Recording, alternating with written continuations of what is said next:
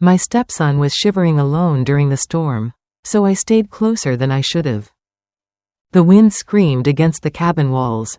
His body trembled, helpless. I should have turned away. I didn't. One step, one breath, one touch too close, and suddenly, the line between us was gone. I never imagined it would happen like this. A cabin in the middle of nowhere. A storm that swallowed the roads whole. And Liam, standing there, shivering, looking so much like the boy I once tucked into bed after nightmares. The power had gone out hours ago. The cold seeped into everything, the walls, the floor, the very air between us. I could hear the wind howling through the cracks, the sound almost human in its grief. It was supposed to be simple. Stay warm, stay safe, wait it out until morning. But when I found him huddled under a thin blanket, his teeth chattering, his body trembling, something in me broke. Maternal instinct, I told myself, nothing more.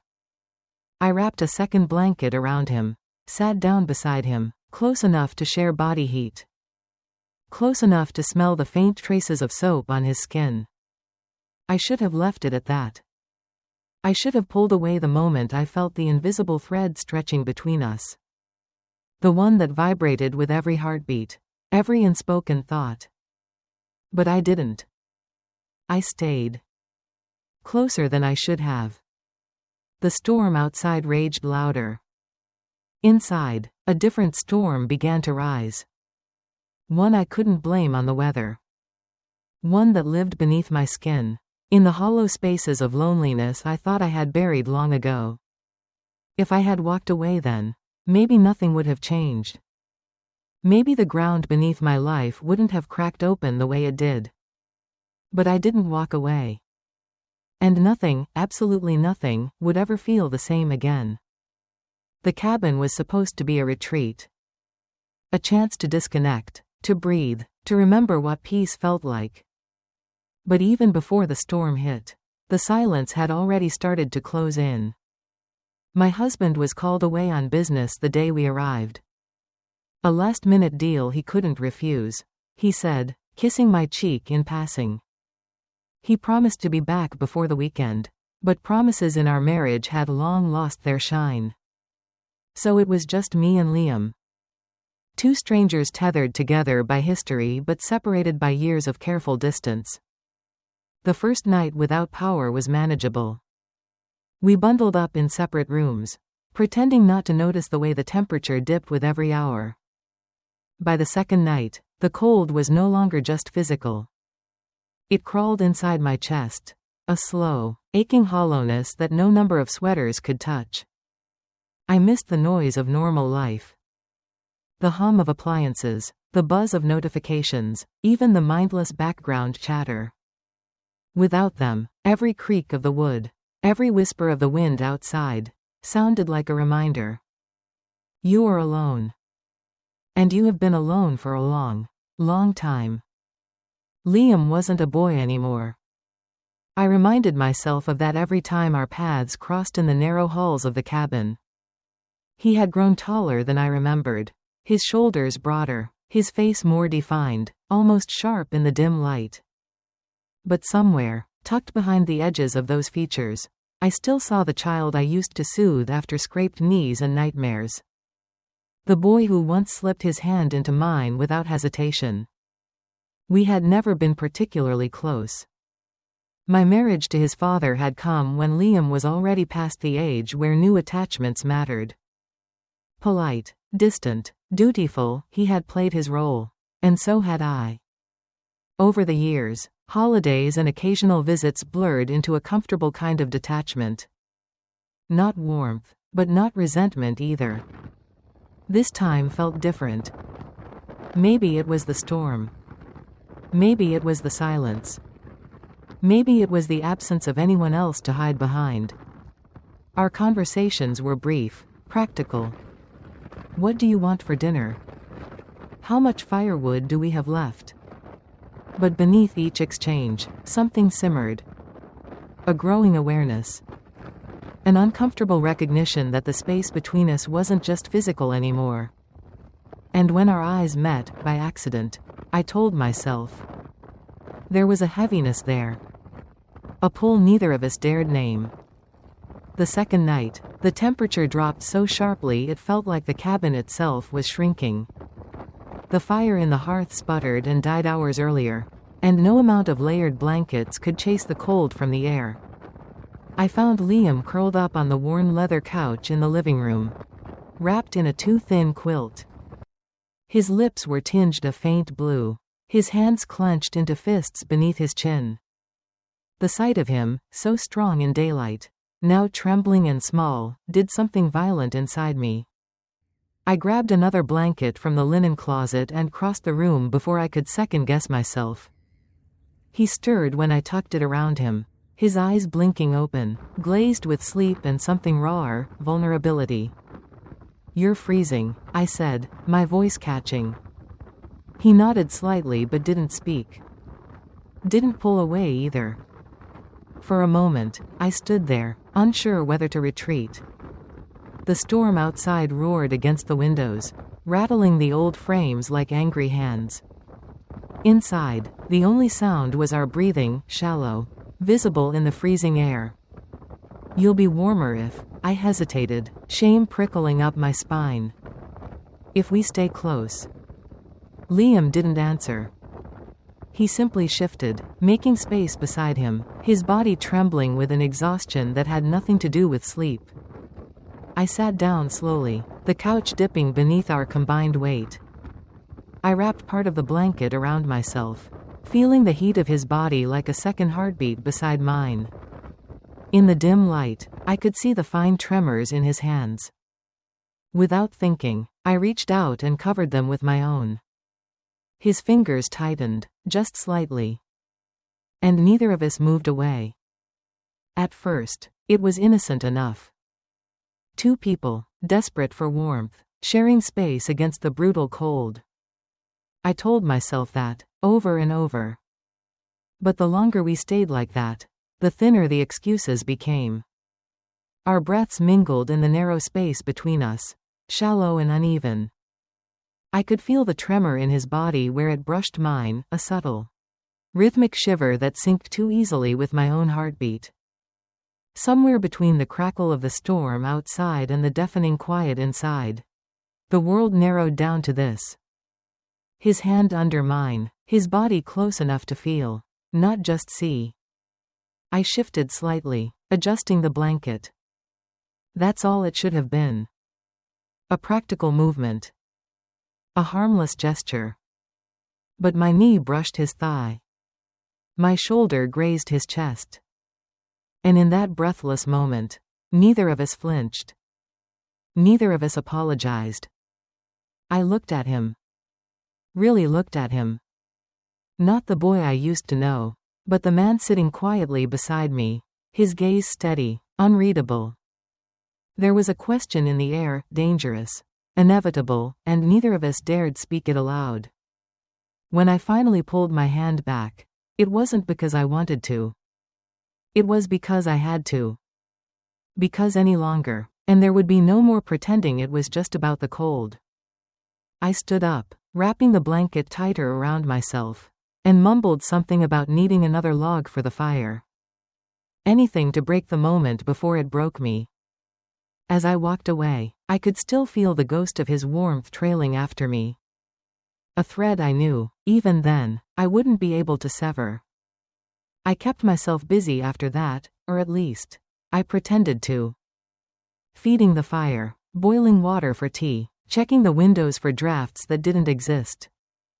Anything to keep my hands occupied. Anything to keep from looking at him again. But it didn't matter. The awareness lingered. Thick, heavy. Everywhere. I could feel him moving around the cabin, quiet and deliberate. The soft creak of the floorboards when he shifted his weight. The barely there sound of his breath when he passed too close. My skin felt too tight for my body.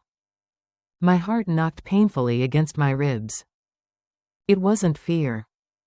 Not exactly. It was something worse, recognition. When I finally settled into a chair by the fire, Liam sat across from me, legs stretched out, the flickering light carving shadows across his face. He looked at me then, not directly. Not for long, but long enough. Long enough to leave a mark. I pulled the blanket higher over my shoulders, pretending the chill was to blame. But there was no mistaking the real reason for the flush creeping up my neck. No mistaking the way the space between us thrummed, alive and dangerous. The storm rattled the windows again, a low groan that vibrated through the floor. I closed my eyes, listening to it, willing it to drown out the pulse hammering in my ears. When I opened them, he was closer. Not close enough to touch, not yet. But closer than before. Close enough that I could see the slight tremble in his hands. Close enough that I could feel the heat rolling off his skin. Neither of us said a word. There was nothing left to say. Only the unbearable tension of bodies pretending not to ache. Only the terrible, beautiful knowledge of exactly what we were about to lose if either one of us moved. And still, I didn't tell him to leave. I didn't tell myself, either. I didn't sleep that night. I didn't even try. Long after Liam had disappeared into the spare bedroom, long after the fire burned itself down to ash, I sat awake, staring into the dark. The silence felt heavier than the storm. It pressed down on me, squeezing every breath thin and brittle. The room smelled like smoke and melted snow and something else, something raw and human that clung to my skin. I told myself that nothing had really happened. No lines crossed, no words spoken, no kisses stolen. And yet, everything had changed. I could feel it in the way my heart stumbled every time I replayed the night in my head. In the way my body still remembered the heat of his, even from across the room. I buried my face in my hands, shame and longing tangling so tightly inside me I couldn't tell one from the other anymore. How had I let it get this far? How had I let myself need something so dangerous? At some point, maybe near dawn, I pulled the blanket tighter around myself and curled into the smallest version of me I could manage. A woman reduced to a breath. A heartbeat. A mistake waiting to happen. When I finally heard movement, the soft tread of Liam's footsteps downstairs, I kept my eyes closed, feigning sleep. I couldn't face him. Not yet. Maybe not ever. The door clicked shut a few minutes later. And then I was alone. Truly, utterly alone in a way I hadn't felt in years. Not because of the storm. Not because of the walls of ice piling up outside. But because I had crossed a threshold inside myself. A place where loneliness no longer explained away the ache. And no matter how tightly I wrapped myself in blankets, no matter how fiercely I willed it away, the cold had already found its way in. And it was never going to leave. I spent most of the next day moving through the cabin like a ghost. Silent. Careful. Avoiding rooms he might be in. Avoiding reflections that might betray me. I cleaned things that didn't need cleaning. I rearranged books on shelves. I stared out frost-covered windows at a world swallowed whole by white. Every so often, I would catch a glimpse of him. The slope of a shoulder disappearing around a corner. The low murmur of his voice talking to no one in particular. And every time, my chest tightened so sharply I had to sit down, just to catch my breath. I hated how aware I was of him now. How the simple knowledge of his presence in the house twisted something deep inside me. Something I couldn't smooth away no matter how hard I tried. Part of me begged for distance. Space to forget. To file away the night before under the category of almost mistakes and unspoken regrets. But another part, a darker, more honest part, whispered that it was already too late. That whatever line we had pretended to stay behind had already been crossed in the places that mattered most. It wasn't about a touch. It wasn't about proximity. It was about the shift inside me. The unbearable knowledge that I didn't want to be saved from this feeling. I caught myself, more than once, lingering near doorways, listening for his footsteps, wondering if he would say something, do something, that would make the choice for me. That would either pull me back from the edge or push me over it completely. But he didn't. And neither did I. We stayed suspended in that terrible in-between. A breath held too long. A question neither of us dared to answer. When night fell again and the cabin was swallowed by darkness, I lay awake under heavy blankets, eyes wide open. The storm had passed, leaving behind a brittle, aching silence. It should have been over. It should have been simple. But desire doesn't obey the weather. And guilt doesn't cancel out wanting. It only buries it deeper. And deeper. Until it feels like the only thing you truly own. By the third morning, the roads were finally clear. The snowplows had made their slow, grumbling way through the hills, carving narrow paths back to the rest of the world. My husband returned that afternoon.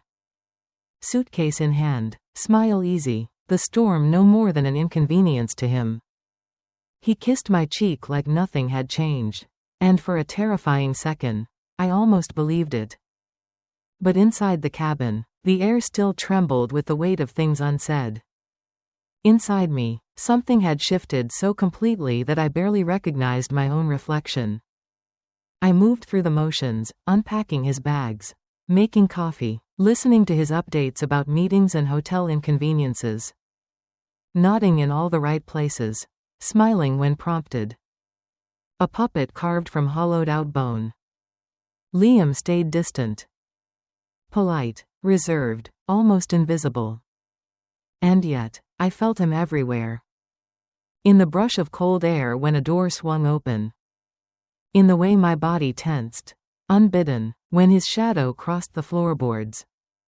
We didn't speak about that night. We didn't speak at all unless necessary. But silence has a way of speaking louder than words ever could. At dinner, I watched my husband scrolling through his phone between bites of reheated stew. I listened to the clink of his fork against the bowl, the casual monotony of a life we had carefully built on schedules and expectations. And I realized, with a kind of cold, painful clarity, that the part of me that used to reach for him was gone. Not wounded. Not resentful. Just gone. That night, when he reached for me in bed, I let him. I turned toward him. I offered my body like a peace treaty I no longer believed in. And afterward, as he drifted into easy sleep, I stared at the ceiling, feeling the unbearable distance between our skin. Between our lives. I didn't cry. There was no grief left. Only a hollow acceptance that something fundamental had broken inside me. Not because of Liam. But because, deep down, it had already been breaking for years. The storm had simply exposed the fractures. The rest was only a matter of time. Sometimes I wonder if it would have been easier if something catastrophic had happened. A screaming match. A confession. A betrayal too obvious to ignore. But that's not how most endings unfold. They fray quietly at the edges. One missed touch. One silenced thought. One heartbeat turned away from another. The night of the storm didn't destroy my marriage. It only revealed the truth I had been too afraid to face. I was already gone. Long before the snow fell. Long before Liam's eyes found mine in the darkness. I carry that night with me still. Not as a wound, but as a turning point. A moment when I stopped pretending that loneliness was easier than honesty. If you found yourself standing at that same threshold, Between duty and desire. Between the life you promised and the life you ache for. Would you stay where it's safe? Where it's familiar? Or would you step into the unknown? Even if it meant losing everything you thought you were supposed to hold on to? If it were you, what would you choose?